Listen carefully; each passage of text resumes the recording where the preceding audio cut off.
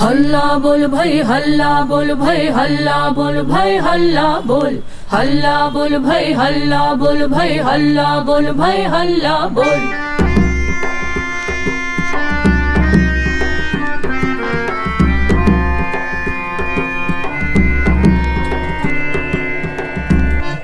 हल्ला बोल, सफदर हाशमी की मौत और जिंदगी। हल्ला बोल भाई हल्ला बोल भाई हल्ला बोल भाई हल्ला बोल, हल्ला बोल भाई हल्ला बोल भाई हल्ला बोल भाई हल्ला बोल। 80 का दशक। अदाकार माला ने गुजरात एजुकेशन सोसाइटी द्वारा चलाए जाने वाले सरदार पटेल विद्यालय में जुलाई 1981 में नौकरी ली। प्रगतिशील स्कूलों की अगली कतार में शुमार किया जाने वाला सरदार पटेल विद्यालय दिल्ली के लोधी एस्टेट में स्थित है। इत्तेफाक से सफदर के कन्नड़ स्कूल से सटा हुआ। अब माला और सफदर पश्चिमी पटेल नगर में रहने लगे थे। मशहूर कम्युनिस्ट उपन्यासकार और कम्युनिस्ट अभिनेता बलराज साहनी के छोटे भाई भीषम साहनी भी अपनी पत्नी शीला के साथ पूर्वी पटेल नगर में पास में ही रहा करते थे। सफदर और भीषम जी दिल्ली कॉलेज, जिसे अब जाकिर हुसैन कॉलेज के नाम से जाना जाता है, में साथ काम कर चुके थे, जहां सफदर ने कश्मीर से लौटने के बाद कुछ दिन पढ़ाया था। वैसे तो दोनों की उम्र में 4 दशक का फासला था, फिर भी दोनों में गहरी दोस्ती हो गई। माला बताती है कि सफदर और भीषम जी के बीच कला, साहित्य और सियासत पर खूब चर्चाएं होती। वेद गुप्ता भी पास में ही रहते थे। सफदर और वेद, जो अब तक सिर्फ कॉमरेड थे, अब गहरे दोस्त बन गए। जिस समय नुक्कड़ नाटक शुरू हुआ तब तक कविता और विनोद नागपाल जन्म से निकल चुके थे। कविता चाहती थीं कि जन्म प्रोसिनियम थिएटर करता रहे और रंगमंच आंदोलन का अगुआ दस्ता बना रहे, जबकि संगठन के नए सदस्य यानी सफदर, एनके, राकेश सक्सेना, माला और अन्य लोग अपने मुख्य दर्शकों यानी शहरी गरीबों के बीच अपनी बात पहुंचाने को बेताब थे। इसी बीच सफदर के साथ जन्म के शुरुआती नुक्कड़ नाटक लिखने वाले राकेश सक्सेना अपनी नौकरी के सिलसिले में इथियोपिया चले गए। मेरी उनसे सिर्फ एक ही मुलाकात हुई, सफदर की मृत्यु के बाद 2008 में मात्र 51 साल की उम्र में उनका देहांत हो गया। जन्म में अब नए लोग भी आए। रेलवे में नौकरी करने वाले विजय कालिया ने जन्म को लोको वर्कर्स कॉन्फ्रेंस में परफॉर्म करते देखा था और वो फौरन प्रभावित हुआ। नाटक के बाद वो सफदर के पास आया और सफदर ने उसे रिहर्सल में आने का न्योता दे दिया। करोल बाग में पला बड़ा और छोटे कारोबारी का बेटा ललित रतन गिरधर प्रत्येक शनिवार को कनॉट प्लेस के सेंट्रल पार्क में आर्ट मेले के दौरान जन्म की प्रस्तुति देखने आता था। आर्ट मेले में नौजवान और संघर्षरत कलाकार अपनी अपनी रचनाएं बेचने दिखाने आते थे। इसी मेले में जन्म की परफॉर्मेंस देखकर ललित भी आकर्षित हुआ और जन्म से जुड़ा। मुझे अच्छा लगा उनके साथ। उस समय मैं स्टूडेंट था, 10वीं पास करके 11वीं में एंटर ही किया था। अच्छा। बोर्ड के एग्जाम होते थे हमारे 10th के, तो वहाँ पे कॉमरेड एक थे सुनीत चोपड़ा, वो ऑडियंस में थे। वो मुझे बाद में पता चला कि ये भी इनके साथी हैं। तो मैंने उनसे बात की सुनीत चोपड़ा जी से कि भाई मुझे अच्छा लगा और मैं इनको ज्वाइन करना चाहता हूँ। तो सुनीत चोपड़ा ने मुझसे मिलवाया एनके शर्मा से। एनके शर्मा ने कहा कि भाई हम लोग 35 फिरोजशाह रोड मंडी हाउस पे रोज़ 6 बजे मिलते हैं, अगर आपको ज्वाइन करना है तो आप वहाँ आ जाइए। कुंवर दीपक गुलाटी बैंक में काम करता था और रंगमंच से प्रेम रखता था। वो जन्म के साथ जुड़ने से पहले जन्म के कुछ सदस्यों के संपर्क में था। फिर दिवाकर पांडे था, जो दिल्ली विश्वविद्यालय में पढ़ाई के दौरान जन्म से जुड़ा। इससे पहले वो एसएफआई से जुड़ा हुआ था। वो रामजस कॉलेज में मुझसे 2 साल सीनियर था और अपनी तरह का एक ही किरदार था। वो सफदर और बाकी लोगों से 10-12 साल छोटा था। 80 के दशक में जन्म में माला एकमात्र नियमित महिला सदस्य थी। बाकी लड़कियां या महिलाएं आती जाती रहीं। जेएनयू में स्पेनिश भाषा के विद्यार्थी सोनिया सुरभि गुप्ता कैंपस में एसएफआई से जुड़ी थी, जिसने कैंपस में समुदाय के बेलची नाटक का हिंदी संस्करण पेश किया था। बाद में 1980 में वो जन्म में आई। सोनिया एक बेहतरीन गायक है। कुछ साल जन्म में रही, हालांकि वो सारे नाटकों में परफॉर्म नहीं करती थी। बाद में वो CIEFL हैदराबाद और उसके बाद नई दिल्ली में जामिया मिलिया इस्लामिया में पढ़ाने लगी। रजनी पाल्टीवाला, जो अब दिल्ली स्कूल ऑफ इकोनॉमिक्स में सोशियोलॉजी की प्रोफेसर हैं, उस वक्त दिल्ली विश्वविद्यालय की छात्रा हुआ करती थी। वो साल एक भर जन्म के साथ रहीं। आभा दयाल जन्म की दोस्त और हमदर्द रहीं। उन्होंने भी जन्म के कुछ नाटकों में जब तब हिस्सा लिया और 1981 में समूह के साथ असम के दौरे पर गईं। इसके अलावा भी कई महिलाएं आईं और गईं। अब राजा की बारी है। मैं एक्टिंग कर चुके पत्रकार जावेद नकवी एक किस्सा सुनाते हैं। एक बार वो हवाई जहाज में सफर कर रहे थे और एयर होस्टेस के तौर पर काम करने वाली निम्मी से उनकी इत्तेफाक से मुलाकात हुई। निम्मी भी इस नाटक में जावेद नकवी के साथ अभिनय कर चुकी थी।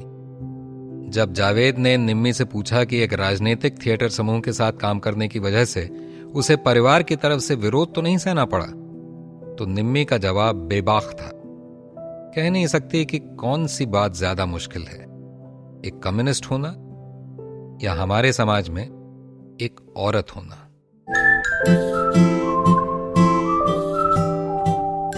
हंसी मजाक, चुहल और शरारतें जन्म की रोजमर्रा जिंदगी और संस्कृति का हिस्सा थी। त्यागी, मनीष, NK और सफदर इसमें उस्ताद थे। आप कभी भी इन लोगों की शरारतों का शिकार नहीं बनना चाहेंगे।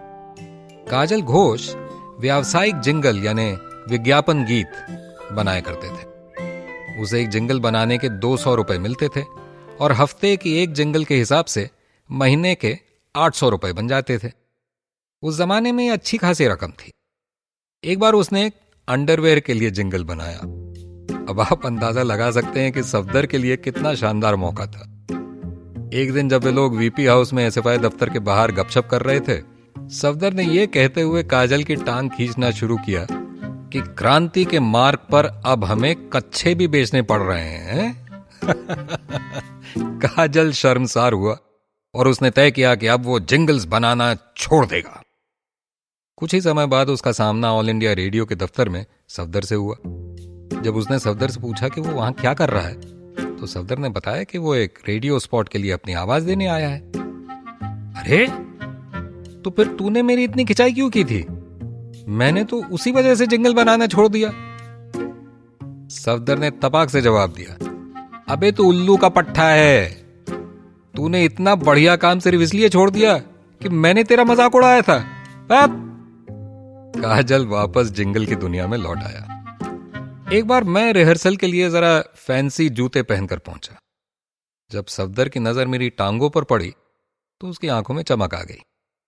भाई वाह, जरा स्टाइल तो देखो भाई साहब का है। तो मैंने हड़बड़ाते हुए कहा, नहीं, ये तो किसी ने मेरे चाचा को दिए थे, मगर उनको ये जूते फिट नहीं आए ना, तो उन्होंने मुझे दे दिए। मेरे चाचा दांतों के डॉक्टर थे और सफदर और माला दोनों को जानते थे। ये दोनों अपने दांतों के इलाज के लिए हमेशा उन्हीं के पास जाया करते थे।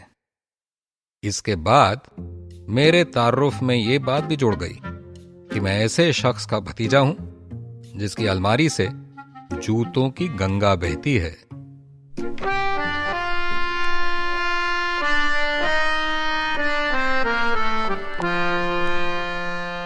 अस्सी के दशक के शुरुआती साल, ऋत्विक घटक।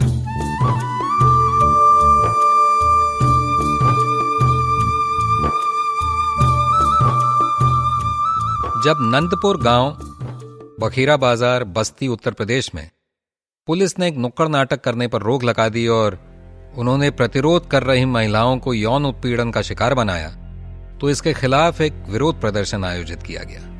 मई 1981 में आयोजित इस विरोध प्रदर्शन के आयोजकों में जन्म भी एक नाम था। उसी साल कुछ माह बाद पुलिस ने एक नोटिस जारी किया कि सभी रंगमंच, संगीत और नृत्य संगठन अपनी स्क्रिप्ट या सिनॉप्सिस मंजूरी के लिए पुलिस के पास जमा किया करेंगे। इसके जवाब में कलाकारों और संगठनों ने विरोध कार्यक्रमों का आयोजन किया। जन्म ने इनमें भी हिस्सा लिया। इन कलाकारों ने शुरू में एक एडहॉक कमेटी बनाई और बाद में एक स्थायी संचालन समिति का गठन किया, जिसमें जन्म के सदस्य रथिन एक तरह से प्रवक्ता की भूमिका निभाते थे। इस विरोध आंदोलन का ज्यादातर काम बाबा खड़क सिंह मार्ग स्थित स्टेट एम्पोरिया कॉम्प्लेक्स में बने West Bengal information bureau WBIB के दफ्तर से चला करता था। WBIB के इतिहास में यह एकमात्र ऐसा मौका था जब यह संस्था सचमुच सक्रिय, सजीव और महत्वपूर्ण हो उठी थी। ऐसा तब हुआ जब 1980 से 1983 के बीच सफ्तर यहां सूचना अधिकारी के रूप में काम करने आया। डॉक्यूमेंट्री फिल्मकार और स्कॉलर सोहिनी घोष 80 के दशक की शुरुआत में दिल्ली के कॉलेज में पढ़ रही थीं। कलकत्ता में अपने परिवार में बिताई आरामदेह जिंदगी को पीछे छोड़कर दिल्ली आने पर उसे बहुत असहज महसूस हो रहा था। सोहिनी घोष की सिनेमा में बहुत दिलचस्पी थी, लिहाजा वो कॉलेज फिल्म सोसाइटी की सदस्य बनी। डिजिटल जमाने बल्कि VHS जमाने से भी पहले उन दिनों में फिल्म सोसाइटियों को स्क्रीनिंग के लिए प्रोजेक्टर और बड़े बड़े डिब्बों में फिल्म की रीलें लेकर आना होता था। दिल्ली में विभिन्न सांस्कृतिक केंद्रों और अलग अलग देशों के दूतावासों से फिल्में मिला करती थीं। या फिर आप फिल्म स्क्रीनिंग के लिए national film archives of India Pune को लिखकर उनसे फिल्म मंगवाते थे। इस तरह फिल्म सोसाइटियां फिल्मों का कोई वैकल्पिक स्रोत ढूंढती रहती थीं। अपने पिता के कहने पर सोहिनी ये पता लगाने के लिए WBIB चली गई कि वहां उसे कोई फिल्म मिल सकती है या नहीं। वो बताती हैं, मैं वहां गई तो मुझे वहां एक खूबसूरत आदमी अपनी डेस्क पर बैठा मिला। उसके पीछे 2 बड़े बड़े पोस्टर थे। एक पोस्टर ऋत्विक घटक का था और एक सत्यजीत रे की फिल्म 3 कन्या का। उसने मुझसे बांग्ला में बात की, मगर उसकी बोली थोड़ी भिन्न थी। मुझे समझ में नहीं आया कि वो बंगाली है या नहीं, मगर उसके पास मुझसे बात करने के लिए दुनिया भर का समय था। हमने यहां वहां की बातें की। उससे बात करना बहुत सहज था। फिर उसने मुझे स्क्रीनिंग के लिए कुछ फिल्में दी। मैं खुशी खुशी यह फिल्म लेकर चली गई। इनमें से एक दुर्लभ फिल्म थी पलंक 1975 की, जो राजन तरफदार के निर्देशन में बनी थी। यह फिल्म भारत बांग्लादेश संयुक्त प्रोडक्शन के तहत बनी थी, जिसमें उत्पल दत्त और बांग्लादेश के अभिनेता अनवर हुसैन ने काम किया था। बाद में सोहिनी को पता चला कि इसी वजह से WBIB में मिले उस शख्स को परेशानी भी उठानी पड़ी। वो कहती हैं, उसके अफसर इस बात को लेकर नाराज थे कि उसने फिल्म के डिब्बे कॉलेज की किसी बिल्कुल अनजान लड़की को थमा दिए थे, लेकिन खुद उसे इसकी कोई परवाह नहीं थी। घर से दूर और दिल्ली में एक तरह से अलगाव से जूझ रही सोहिनी रह रहकर WBIB के दफ्तर आने लगी। कहती हैं, सफदर को बस देखने और उससे बात करने के लिए उसकी दिलचस्पियों का सिलसिला बड़ा लंबा था। और कमाल की बात यह है कि वो कभी भी मुझसे बड़ों की तरह बात नहीं करता था, हालांकि मैं सिर्फ अंडर ग्रेजुएट छात्रा थी। इस तरह के तजुर्बे से गुजरने वाली सोहिनी घोष अकेली नहीं थी। मौलाना आजाद मेडिकल कॉलेज के कुछ नौजवान डॉक्टरों ने भी अपने यहां एक फिल्म सोसाइटी का गठन किया और वे federation of film societies of India से जुड़ने के लिए सफदर से मदद मांगने आए। इसके जवाब में सफदर ने उन्हें MK रैना के पास भेज दिया। उनके हाथ रैना के लिए एक नोट भेजा, गुरु इनकी मदद करो। इस समूह के कई डॉक्टर बाद में सफदर और माला के नजदीकी दोस्त बने। ब्रिजेश भी इन्हीं डॉक्टरों में से एक था। जो कॉमरेड या दोस्त निजी इलाज नहीं करा पाते थे, सफदर उन्हें इन्हीं डॉक्टरों के पास भेज दिया करता था। सुबह सादक होए जदों रोशन ते तदों आण किरणा चिचलानियां ने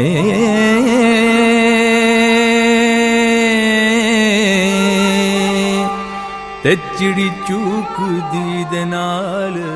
फिल्म और आर्ट स्कॉलर, सूफी शायरी और पंजाबी संगीत के माहिर मदन गोपाल सिंह WBIB का वो वक्त बड़ी शिद्दत से याद करते हैं जब सफदर वहां था।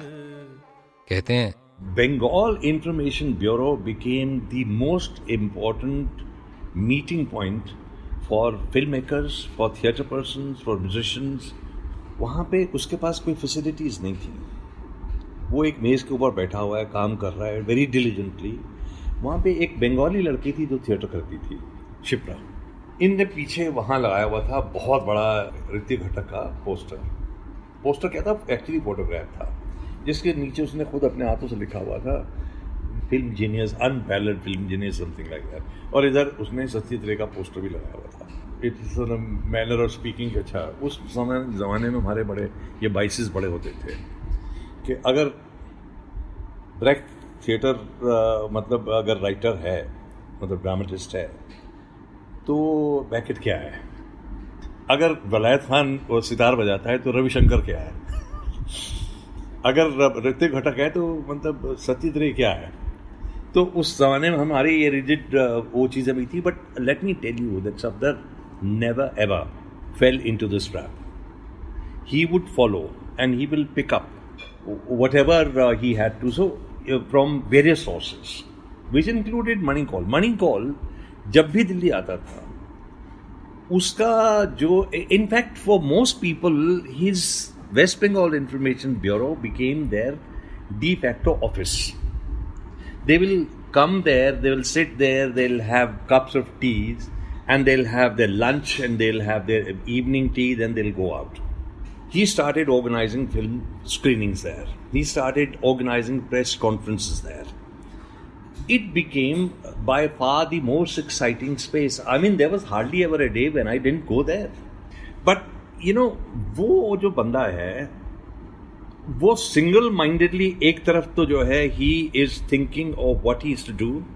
On the other hand, there is a range of people coming from various sources. They are not all leftist. They are liberals. They are left of center. They are not rightist. नहीं थे वहाँ कोई भी. So Safdar was known to all of them. These people will come there. And he will also organize lectures. I had attended a lecture by Romi Khosla there.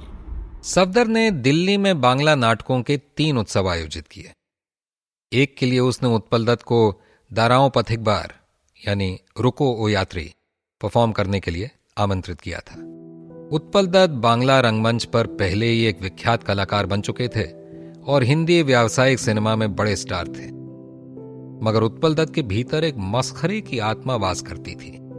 वो हर चीज का लतीफा बना देते थे, हर चीज के प्रति व्यंग्यात्मक और बेअदब नजर रखते थे। वो सत्ता को ठेंगा दिखाने वाले कलाकार थे, मगर इस बाहरी मस्खरे के मुखौटे के पीछे गहरा चिंतक, एक प्रतिबद्ध मार्क्सवादी क्रांतिकारी, एक महान कलाकार खड़ा था जो अपनी कला के माध्यम से दुनिया में बदलाव लाने के लिए व्यग्र था। What the theatre means to me, for the last 40 years, it has meant a weapon of political propaganda to me, and I've used it like that. However, we have to keep in mind that in order to be effective political propaganda, it has to be popular. It has to reach as many people as possible, especially in a country like ours where most people can't read or write. People who matter, that is. And theatre can easily build a bridge between us and them. They cannot read, but they can always watch a play, and they can hear the dialogue. So theatre has to be popular. And this dangerous tendency all over the world, a trend has come up, intellectualizing the theatre, and it has invaded our country too, and I think it's a bloody waste of time, because all you do is to drive more and more people out of the theatre, and theatre in isolation from the masses is a contradiction in terms. It means nothing. इस senior कलाकार को उस नौजवान में शायद अपनी एक झलक दिखाई दी। जब उत्पल दत्त इस उत्सव के लिए दिल्ली आए तो उनकी रंगमंच और सियासत पर सफदर से लंबी चर्चाएं हुई, और सफदर भी लोक क्रांतिकारी रंगमंच की उत्पल दत्त की अवधारणा से बहुत गहरे तौर पर प्रभावित हुआ। सफदर ने WBIB में डेरोजी और माइकल मधुसूदन दत्त पर उत्पल दत्त की बनाई फिल्में दिखाई। 1982 में जब माला और सफदर बंबई गए तो लगभग 10 दिन के लिए मणि कौल के घर ठहरे थे।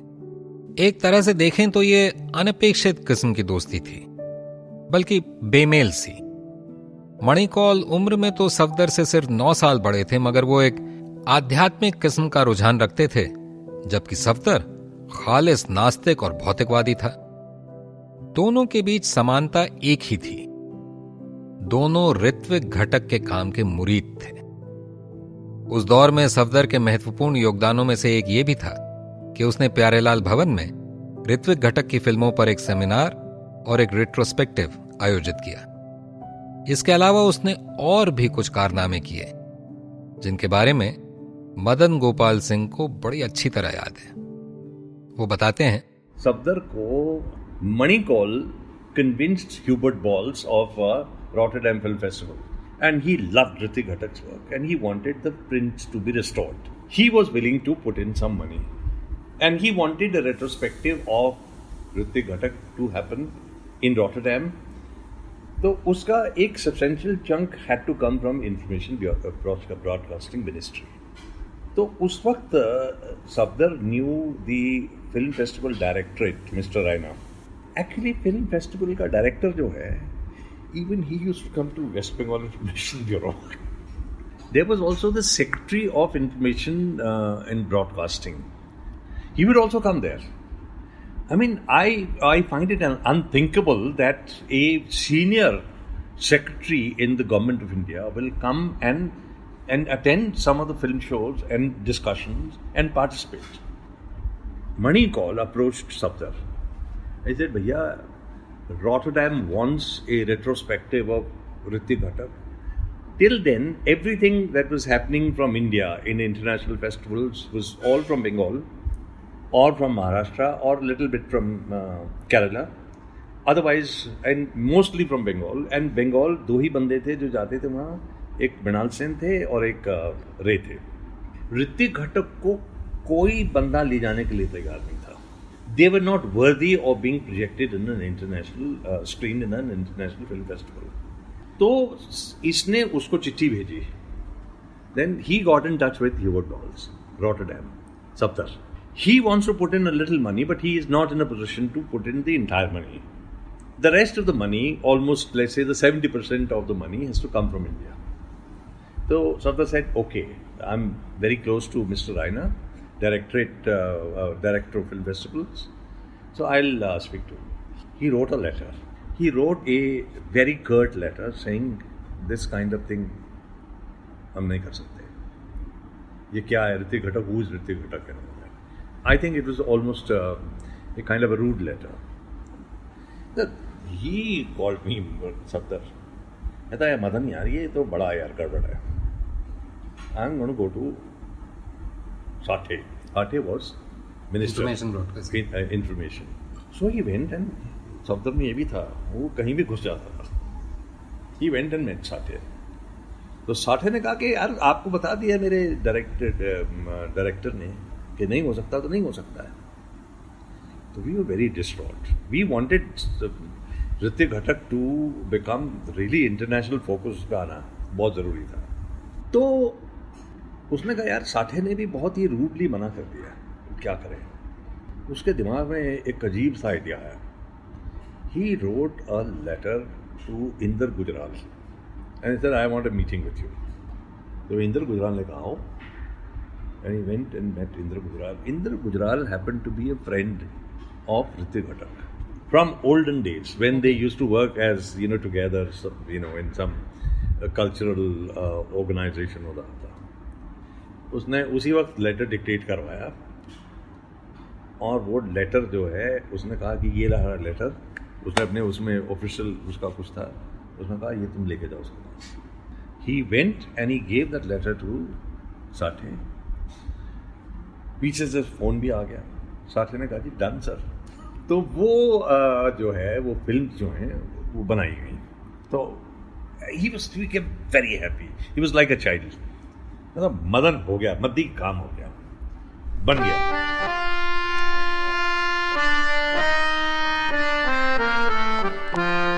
80 के दशक की शुरुआत, एक दर्शक का अनुभव. आज जब भारत में इतनी बड़ी तादाद में नुक्कड़ नाटक हो रहे हैं, तब इस बात को याद करना बहुत मुश्किल है कि शुरुआती दर्शक इस विधा को कैसे देखा करते थे. इसका अंदाजा लगाने के लिए पेश है एक दर्शक का बयान. 80 के दशक की शुरुआत में निश्चित सन याद नहीं, पहली बार मैंने किसी नुक्कड़ नाटक को देखा.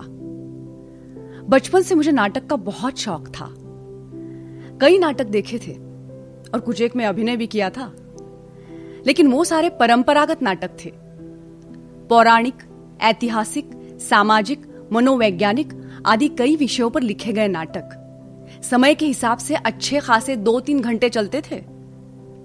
जाहिर है कि नाट्य विषय की सही प्रस्तुति के लिए अनुकूल सामग्री प्रस्तुतकर्ताओं को उपलब्ध थी, जैसे कि बड़ा मंच, विषयानुकूल सेट्स, कलाकारों की वेशभूषा, ध्वनि तथा प्रकाश व्यवस्था और विषय वस्तु को पूरी मानसिक तैयारी के साथ ग्रहण करने के लिए आए हुए दर्शक। मेरे दिमाग में भी नाटक की संकल्पना बस इतनी ही थी। इसलिए जब एक दिन जवाहरलाल नेहरू विश्वविद्यालय के स्कूल ऑफ लैंग्वेजेस के नोटिस बोर्ड पर औरत का नोटिस देखा तो मेरा कौतूहल जाग उठा। नाटक का शीर्षक ही अपने आप में आकर्षित करने वाला था। ऊपर से उसके नुक्कड़ होने की बात कही गई थी। जगह बताई थी स्कूल के सामने का लॉन, उन दिनों जेएनयू पुराने कैंपस में था। यह सब पढ़कर मुझे और भी आश्चर्य हुआ और मैंने तय किया कि जो भी हो, आज ये नाटक देखना ही है।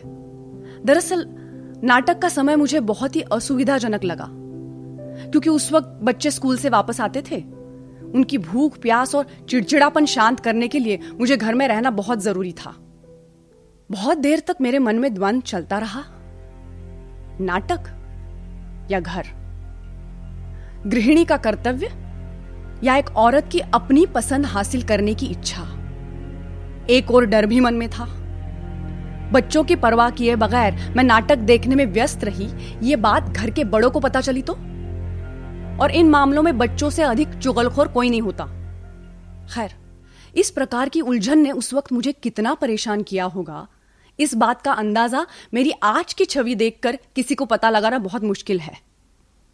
लेकिन एक मध्यवर्गीय परिवार की मर्यादाओं की सीमाओं में बंधी हुई मुझको इस प्रकार का एक मामूली फैसला लेना मानो आर या पार की लड़ाई की तरह था। आखिर में बगावत करना तय किया। और अब याद नहीं कि बच्चों के लिए क्या व्यवस्था की, लेकिन नाटक की स्मृति आज भी ताजा है। तय समय से पहले ही मैं मंचन की जगह पर पहुंच गई। काफी देर तक सोचती रही कि स्टेज अब लगेगा, तब लगेगा, और उस हिसाब से मैं सबसे अगली लाइन में बैठूंगी। लेकिन कहीं कुछ हलचल दिख ही नहीं रही थी। मैं सोचती रही, कहीं मैंने गलत नोटिस तो नहीं देखी। फिर से जाकर समय और तारीख देखी, कुछ गलती नहीं थी। मैं वापस आई और फिर इंतजार में लगी रही। 5-7 मिनट बीते होंगे, इतने में अचानक चारों ओर से विद्यार्थी इकट्ठे होने लगे। मैंने राहत की सांस ली। और नहीं तो क्या, उधर बच्चों को अनदेखा किया और इधर नाटक भी नहीं। फिर सोचिए मेरी हालत क्या होती। लोग आते रहे और अपने आप एक बड़ा सा घेरा बनाने लगे, जैसे कि उसकी भी रिहर्सल की गई हो। चलो, दर्शक तो आ गए, लेकिन नाटक वाले कहां हैं? कुछ लड़के नाटक की प्रॉपर्टी जैसी चीजें वर्तुल की सीमा पर अलग अलग जगह पर रखने लगे। मेरा कौतूहल बढ़ता ही गया। आखिरकार ये माजरा क्या है? अभिनेता कहीं नजर ही नहीं आ रहे थे। मैं इस तरह आश्चर्य में डूबी ही थी कि अचानक घेरे के बीच एक सांवली सी लड़की आई। उसका ना कोई मेकअप था और ना ही कोई खास वेशभूषा। गहरे नीले रंग का खादी का कुर्ता और शायद काले रंग की सलवार। बस इतने सादे पहनावे के साथ वो घेरे के मध्य में आई और एक हाथ ऊपर करके बुलंद आवाज में बोली, मैं एक औरत। उस एक वाक्य ने और उसकी अदा से मेरी हृदय गति मानो स्तब्ध सी हो गई। शरीर पर रोंगटे खड़े हुए और प्राण कानों में आ बैठे। पूरी तन्मयता से मैं देखने लगी। नाटक धीरे धीरे बढ़ता गया। नाटक की मुख्य पात्र थी औरत, जिसका ना कोई विशेष नाम था, ना किसी धर्म, जाति या प्रदेश की पहचान थी, और ना ही एक विशेष उम्र। बड़ी सहजता से यह अभिनेत्री एक छोटी सी स्कूली बच्ची से लेकर कॉलेज की छात्रा, नववधु, बुढ़िया, मजदूर औरत की भूमिकाओं को साकार कर रही थी। और मजे की बात यह थी कि दरअसल मेरी निजी जिंदगी उन सब भूमिकाओं से अलग होते हुए भी कहीं ना कहीं उन सब से मेल भी खा रही थी। यह सचमुच एक अजूबा था। मैं उनमें से कोई भी नहीं थी, फिर भी उन सब में मेरा एक अंश था। फिर से एक बार हीरोइन की मेरी पारंपरिक संकल्पना को एक सुखद धक्का पहुंचा। कभी कभी पूरे 3 घंटे बैठने के बाद और प्रमुख पात्रों को चित्रित करने का पूरा आडंबर रचने के बाद भी दर्शक असमंजस में रह जाता है। लेकिन यहां केवल 30 से 35 मिनट में उस औरत को चित्रित किया गया जिसकी कुंठा, घुटन, पीड़ा चिरंतन है, शाश्वत है, अनादिकाल से चलती आई है। उसका एक वैश्विक रूप होते हुए भी यह स्थल, काल, परिस्थिति विशिष्ट है। नाटक देखते देखते मेरा मन थर्रा उठा और एक अनोखा आत्मविश्वास अंदर से जागने लगा। देखते देखते नाटक कब खत्म हुआ पता ही नहीं चला। आखिर में उस बुढ़िया, कमजोर मजदूर औरत का गर्व के साथ उठाया हुआ लाल झंडा मेरी आंखों के सामने नाचता ही रहा कि अचानक मेरे सामने एक अभिनेता आकर खड़ा हुआ, चंदे की मांग करते हुए। मेरे पास कितने पैसे थे ये तो याद नहीं, लेकिन इतना स्मरण निश्चित है कि उस वक्त जितने भी पैसे पास थे सारे के सारे जन्म के चंदे में जमा हुए। ये दर्शक थीं कालिंदी, मेरी मां, जो बाद में जनवादी महिला समिति की कार्यकर्ता, मार्क्सवादी कम्युनिस्ट पार्टी के सदस्य, जेएमएस के नुक्कड़ नाटक समूह बुलंद की संस्थापक और उसके सारे नाटकों की लेखक निर्देशक रहीं। और जिस चिड़चिड़े बच्चे की वो बात कर रही हैं वो मैं हूं, क्योंकि मेरी बहन ना तो चिड़चिड़ी थी और ना ही तब तक वो बच्ची रह गई थी।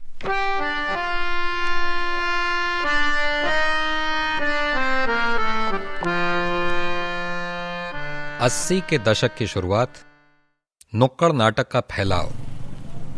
70 के दशक के आखिर में दिल्ली में वर्कशॉप थिएटर नाम का एक समूह हुआ करता था। इसमें कुछ ऐसे लोग थे जो बाद में बंबई के फिल्म और टेलीविजन उद्योग की तरफ निकल गए और उन्होंने अच्छा नाम कमाया।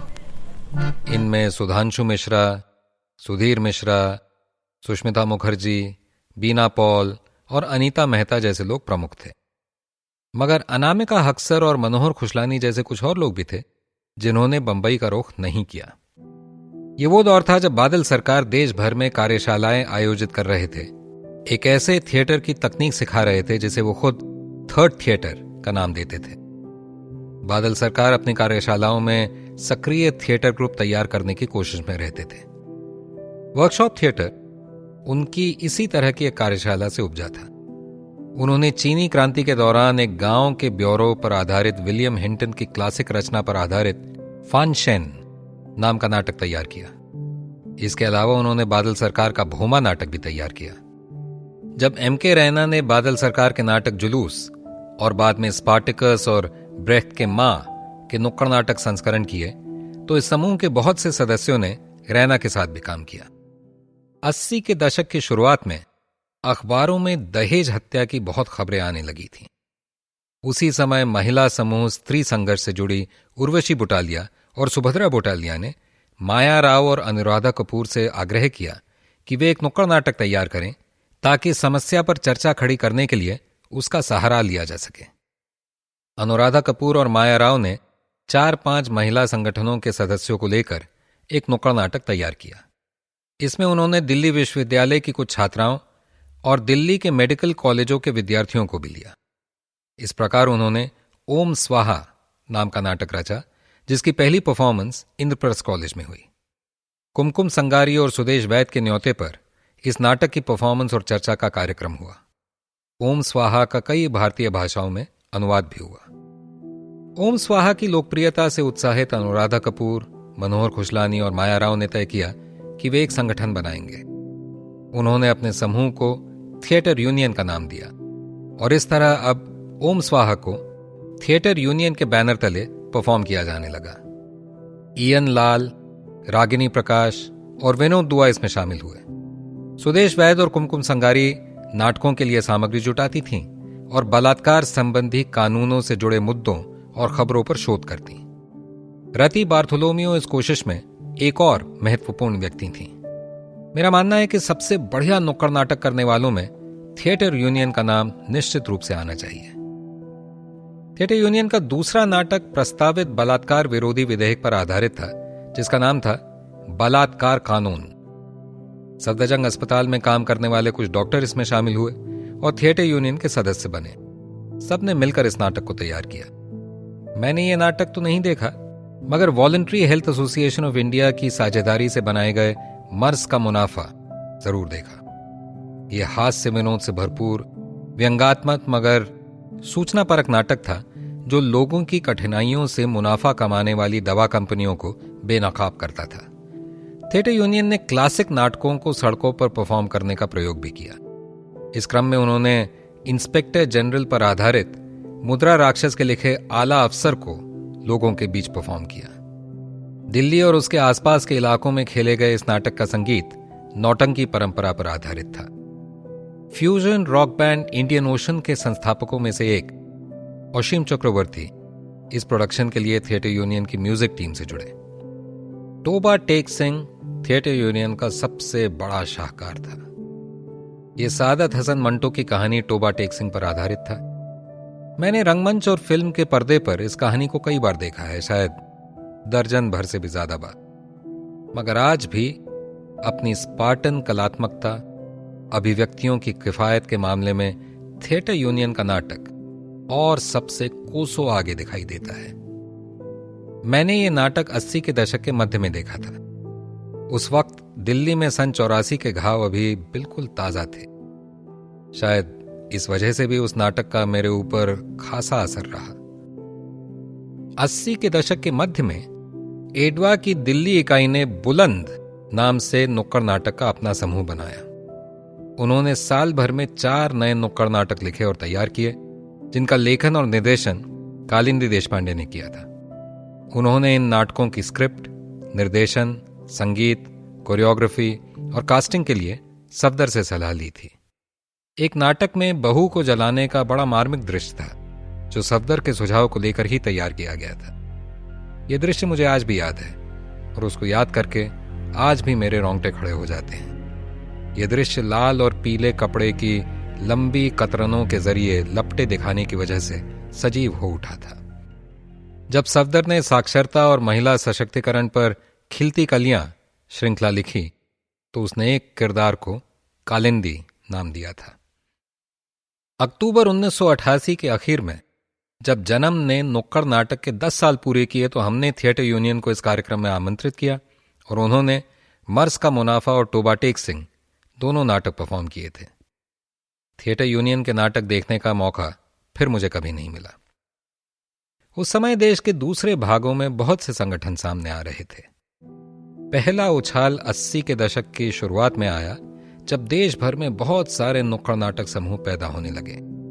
कई जगह प्रगतिशील लेखकों ने नुक्कड़ नाटक समूहों की नींव डाली या उनको प्रोत्साहन दिया। ये 40 के दशक में प्रगतिशील लेखक संघ से इप्टा की उपज जैसी प्रक्रिया दिखाई पड़ती थी। बहुत सारी पत्र पत्रिकाओं ने भी नुक्कड़ नाटक प्रकाशित किए, जिससे उनके बारे में ज्यादा से ज्यादा लोगों को पता चला। सव्यसाची द्वारा मथुरा से प्रकाशित की जाने वाली प्रगतिशील लेखन की हिंदी पत्रिका उत्तरार्थ ने 1983 में नुक्कड़ नाटकों पर एक विशेषांक प्रकाशित किया। इसमें 23 नुक्कड़ नाटक, जिनमें 7 जन्म के, 5 असगर वजाहत के, 2 गुरशरण सिंह के और समुदाय के एक नाटक का हिंदी अनुवाद शामिल था। ब्रेख्त के 4 शिक्षाप्रद या डायडेक्टिक नाटक और 9 अन्य लघु नाटक प्रकाशित हुए। लगभग 450 पन्ने के इस विशाल अंक ने उत्तर भारत में नुक्कड़ नाटक विधा के प्रचार प्रसार में अहम भूमिका अदा की। जब तक सव्यसाची जीवित थे, उत्तरार्ध नियमित रूप से नुक्कड़ नाटक प्रकाशित करता रहा। नुक्कड़ नाटक के उभार और प्रसार में उत्तरार्ध का बहुत बड़ा योगदान है। जन्म का योगदान भी महत्वपूर्ण था। मशीन और औरत जैसे नाटक देश के कोने कोने तक पहुंचे। शुरू में उत्तरार्ध जैसी पत्रिकाओं और हाथ से लिखी पांडुलिपियों की फोटोकॉपी के जरिए और बाद में किताब की शक्ल में। बहुत सारे संगठनों ने जन नाट्य मंच का नाम तक अपना लिया, हालांकि जन्म से उनका कोई सांगठनिक संबंध नहीं था। कई दूसरे संगठनों ने इप्टा नाम अपनाया, मगर एक हद के बाद इन नामों का कोई खास मतलब नहीं था। मतलब इस बात का था कि सैकड़ों शायद हजारों नौजवानों को जनता के बीच, जनता के लिए और जनता द्वारा नाटक की जरूरत महसूस हुई। उन्होंने वामपंथी आंदोलनों से जुड़ना चाहा और इसके लिए उन्होंने नुक्कड़ नाटक को अपना स्वाभाविक साधन समझा। कुछ संगठन सलाह मशवरे के लिए भी जन्म से संपर्क करते थे। यह सिलसिला आमतौर पर वास्तविक मुलाकात के रूप में होता था। आज भी ऐसा ही होता है। जब जन्म दूसरे शहरों में जाता है तो वहां लोग हमसे सलाह मशवरे के लिए मिलते हैं, कई बार चिट्ठियां लिखते हैं। उदाहरण के लिए 27 फरवरी 1986 को इंदौर के रंगकर्मी परशुराम तिवारी ने सफदर को खत लिखकर बताया कि उन्होंने जन्म का गठन किया है। 11 मार्च को सफदर ने इस खत का जवाब लिखा, जिसमें खुशी व्यक्त करने के साथ साथ मदद का आश्वासन दिया और साथ में 2 सलाह भी दी। सफदर ने लिखा, नुक्कड़ नाटक ऐसी विधा है जिसका कि कोई निश्चित व्याकरण विकसित नहीं हुआ है। लगातार अनुभव के आधार पर ही इस शैली को विकसित किया जा सकता है। हर ग्रुप अपने अपने हिसाब से इसे विकसित कर रहा है। दूसरी बात, हर कला की तरह नुक्कड़ नाटक भी साधना और रियाज की मांग करता है। अभिनेताओं को खुद को विकसित करने के लिए खुद ही प्रयास करना होगा। आवाज को ट्रेन करना, गाना, बजाना, नाचना सीखना होगा। गोलाकार अभिनय स्थल में स्पेस के सही इस्तेमाल के बारे में सचेत रूप से विचार करना होगा। आपका संदेश कितना भी सशक्त, आपकी समझ कितनी ही वैज्ञानिक क्यों न हो, वो बगैर सशक्त कलात्मक प्रस्तुतिकरण के दर्शकों को प्रभावित नहीं करेगी। अपने खत के साथ सफदर ने जन्म के ताजा नाटक अपहरण भाईचारे की एक प्रति नत्थी की। साथ में कॉमरेड परशुराम से कहा कि इस पांडुलिपि के लिए 10 रुपए का चंदा अगर मनी ऑर्डर से भेज दें तो बढ़िया रहेगा। नुक्कड़ नाटकों में दूसरा बड़ा उभार 1989 में सफदर की हत्या के बाद आया। जब कलाकारों ने सफदर के जन्मदिन 12 अप्रैल को राष्ट्रीय नुक्कड़ नाटक दिवस के रूप में मनाने का फैसला लिया तो देश भर से जो प्रतिक्रिया आई वो सकते में डाल देने वाली थी। 1989 में उस एक दिन में पूरे देश में 30,000 से ज्यादा नुक्कड़ नाटक खेले गए। ये संख्या तो हमने सफदर हाशमी मेमोरियल ट्रस्ट को मिली जानकारियों के आधार पर दिल्ली में बैठकर संकलित की थी। मेरा पूरा विश्वास है कि इससे भी ज्यादा परफॉर्मेंसेस उस दिन हुई होंगी।